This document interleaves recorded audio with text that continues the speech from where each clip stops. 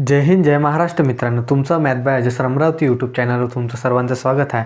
तर आज आपण बघणार आहे 3 वर्षाचा चक्रवाढ व्याज कसा काढायचा। तर बघा आता ट्रिकमध्ये कसा काढायचा, तो कसा काढायचा आता त्याच्यासाठी काय लक्षात ठेवायची, एक मेथड लक्षात ठेवायची, म्हणजे एक ट्रिक लक्षात ठेवायची। 3 वर्षाचा जेव्हा चक्रवाढ व्याज विचारला आपल्याला तर काय लक्षात ठेवायचं याच्यातनी 3 3 आणि 1 हा काय हे लक्षात ठेवून द्यायचं। ठीक आहे, 3 वर्षाचा चक्रवाढ व्याज काढायच्या वेळेस आपल्याला लक्षात ठेवायचं आहे 3 1 ला। ठीक आहे, मग आता कसं काढायचा, पहिले काय काढायचं, आता पहिले रक्कम किती आपली 5000 रुपये आहे। पहिले एका वर्षाचा काढायचा भागिले 100 किती येते, मग आता 0 0 काय असेल 5 8 किती झाले 40, म्हणजे 400 किती झाले 400। आता हे 400 काय करायचे इथं ठेवून द्यायचे।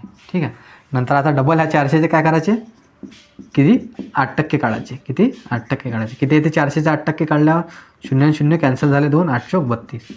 ठीक आहे, हे 32 काय करायचे इथं ठेवून द्यायचे। नंतर आता हे 32चे डबल काय करायचे 8% काढायचे भागिले काय करायचे 100 किती येते, मग 32 गुणिले 8 केले तर 256 येऊन राहिले भागिले 100 आहे, एक 0 इथं तर किती आले 2.56 आले, तर इथं 2.56 ठेवून द्यायचे। बस आता गुणाकार करून घ्यायचा, आता 4 3 12।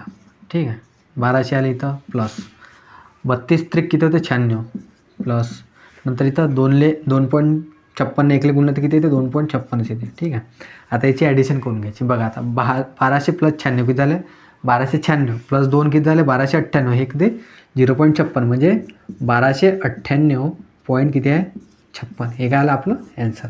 म्हणजे आपल्याला चक्रवाढ व्याज किती भेटणार आहे 3 वर्षाचं 1298.56 आहे का ऑप्शनमध्ये आपल्याला आहे, ऑप्शन नंबर 2।